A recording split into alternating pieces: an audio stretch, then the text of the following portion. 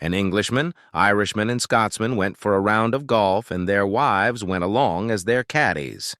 While walking around the course, the Englishman's wife caught her foot in a rabbit hole, tripped up, and landed in a heap on the ground. Her skirt was over her head, revealing that she wasn't wearing any knickers. The Englishman stormed over and angrily demanded a reason for her state of undress. "Well, darling," she explained, "you give me so little allowance that I have to make the odd sacrifice. Usually no one notices." The Englishman thrusts his hand into his pocket and says, "Here's 10 pounds. Go to Marks and Spencer's and get some knickers." 2 holes further along, the Irishman's wife caught her foot on a molehill, tripped up, and ended in a heap on the ground. Again, her skirt was up over her head, revealing that she wasn't wearing any knickers either. The Irishman was livid, and he angrily demanded a reason for her lack of undergarments. "Well, darling," she explained, "you give me so little allowance I cannot afford to buy undergarments." With that, the Irishman thrust his hand into his pocket and said, "Here's 3 pounds. Go to Dunn and get some knickers." 3 holes further on, the Scottish man's wife caught her foot on an exposed root, tripped up, and landed with her skirt over her head, revealing that even she wore no knickers. Her explanation to her irate husband was the same as the others. Simply a lack of allowance. The Scottish man thrust his hand into his pocket and said, "Here's a comb. The least you can do is tidy yourself up a bit." 3 girls all worked in the same office with the same female boss. Each day they noticed the boss left work early. One day the girls decided that when the boss left, they would leave right behind her. The brunette was thrilled to be home early. She did a little gardening, spent playtime with her son, and went to bed early. The redhead was elated to be able to get in a quick workout at the spa before meeting a dinner date. The blonde was happy to get home early and surprise her husband, but when she got to her bedroom, she heard a muffled noise from inside. Slowly and quietly, she cracked open the door and was mortified to see her husband in bed with her boss. Gently, she closed the door and crept out of her house. The next day, at their coffee break, the brunette and redhead planned to leave early again, and they asked the blonde if she was going to go with them. "No way," the blonde exclaimed. "I almost got caught yesterday." 3 guys died, and when they got to the pearly gates, St. Peter met them there. St. Peter said, "I know that you guys are forgiven because you're here. Before I let you into heaven, I have to ask you something. You have to have a car in heaven because heaven is so big, what kind of car you get will depend on your answer." The first guy walks up, and Peter asks the first guy, "How long were you married?" The first guy says, 24 years. "Did you ever cheat on your wife?" Peter asked. The guy said, "Yeah, 7 times, but you said I was forgiven." Peter said, "Yeah, but that's not too good. Here's a Pinto to drive." The second guy walks up and gets the same question from Peter. The second guy said, "I was married for 41 years and cheated on her once, but that was our first year and we really worked it out good." Peter said, "I'm pleased to hear that. Here's a Lincoln." The third guy walked up and said, "Peter, I know what you're going to ask. I was married for 63 years and didn't even look at another woman. I treated my wife like a queen." Peter said, "That's what I like to hear. Here's a Jaguar." A few days later, the 2 guys with the Lincoln and the Pinto saw the guy with the Jaguar crying on the golden sidewalk. When they asked the guy with the Jaguar what was wrong, he said, "I just saw my wife. She was on a skateboard." 3 men were sitting around bragging about how they had given their new wives duties. The first man had married a Catholic woman and bragged that he had told his wife she was to do all the dishes and house cleaning that needed doing at their house. He said it took a couple days, but on the 3rd day he came home to a clean house and the dishes were all washed and put away. The second man had married a Mormon woman. He bragged that he had given his wife orders that she was to do all the cleaning, the dishes, and the cooking. He told them the first day he didn't see any results, but the next day it was better. By the 3rd day, the house was clean, the dishes were done, and he had a huge dinner on the table.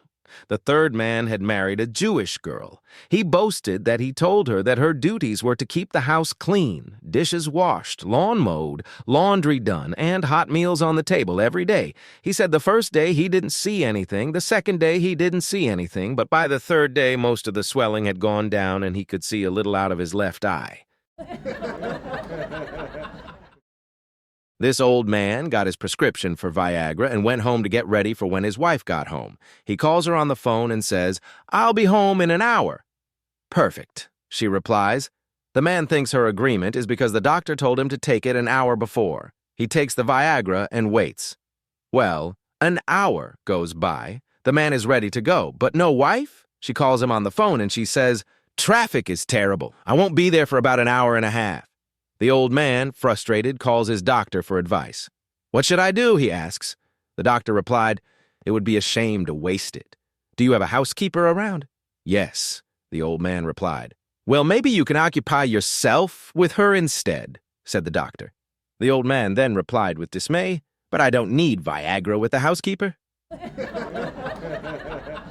A young guy from Texas moves to California and goes to a big department store looking for a job. The manager says, "Do you have any sales experience?" The kid says, "Yeah, I was a salesman back home in Texas." Well, the boss liked the kid, so he gave him the job. "You start tomorrow. I'll come down after we close and see how you did." His first day on the job was rough, but he got through it. After the store was locked up, the boss came down. "How many sales did you make today?" The kid says, "1."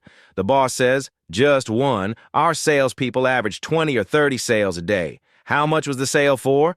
Kid says, $101,237.64. Boss says, $101,237.64. "What did you sell him?" Kid says, "First I sold him a small fish hook, then I sold him a medium fish hook. Then I sold him a larger fish hook. Then I sold him a new fishing rod. Then I asked him where he was going fishing, and he said down at the coast. So I told him he was going to need a boat, so we went down to the boat department, and I sold him that twin-engine Chris Craft. Then he said he didn't think his Honda Civic would pull it. So I took him down to the automotive department and sold him that 4X4 Blazer. The boss said, 'A guy came in here to buy a fish hook, and you sold him a boat and truck.' Kid says, 'No, he came in here to buy a box of tampons for his wife.' And I said, 'Well, since your weekend's shot, you might as well go fishing.'" An Irishman named Murphy went to his doctor after a long illness. The doctor, after a lengthy examination, sighed and looked Murphy in the eye and said, "I've some bad news for you. You have cancer, and it can't be cured. I'd give you 2 weeks to a month." Murphy, shocked and saddened by the news but of solid character, managed to compose himself and walk from the doctor's office into the waiting room. There he saw his son who had been waiting. Murphy said, "Son, we Irish celebrate when things are good and celebrate when things don't go so well. In this case, things aren't so well. I have cancer and I've been given a short time to live. Let's head for the pub and have a few pints." After 3 or 4 pints, the two were feeling a little less somber. There were some laughs and more beers. They were eventually approached by some of Murphy's old friends who asked what the two were celebrating. Murphy told them that the Irish celebrate the good and the bad. He went on to tell them that they were drinking to his impending end. He told his friends, "I've only got a few weeks to live, as I've been diagnosed with AIDS." The friends gave Murphy their condolences, and they had a couple more beers. After his friends left, Murphy's son leaned over and whispered, "Dad, I thought you said that you were dying from cancer. You just told your friends that you were dying from AIDS." Murphy said, "I am dying from cancer, son. I just don't want any of them sleeping with your mother after I'm gone." A man stumbles up to the only other patron in a bar and asks if he could buy him a drink. "Why, of course," comes the reply. The first man then asks, "Where are you from?" "I'm from Ireland," replies the second man. The first man responds, "You don't say, 'I'm from Ireland too. Let's have another round to Ireland.'" "Of course," replies the second man. "I'm curious." The first man then asks, "Where in Ireland are you from?" "Dublin," comes the reply. "I can't believe it," says the first man. "I'm from Dublin too. Let's have another drink to Dublin." "Of course," replies the second man. Curiosity again strikes, and the first man asks, "What school did you go to?" "St. Vincent's," replies the second man. "I graduated in '62. "This is unbelievable," the first man says. "I went to St. Vincent's, and I graduated in '62, too." About that time, in comes one of the regulars and sits down at the bar. "What's been going on?" he asks the bartender. "Nothing much," replies the bartender. "The O'Malley twins are drunk again." A man was sitting in the bar when he noticed another patron a few stools away. The guy had a body like Arnold Schwarzenegger, but his head was the size of a grapefruit. The first man said, "Excuse me for staring, but I can't help but be curious as to why your body is so well developed, but your head is so small." The man said, "Buy me a drink and I'll tell you." The drink was ordered, and the story began. I was in the Navy, and my ship was sunk by a torpedo.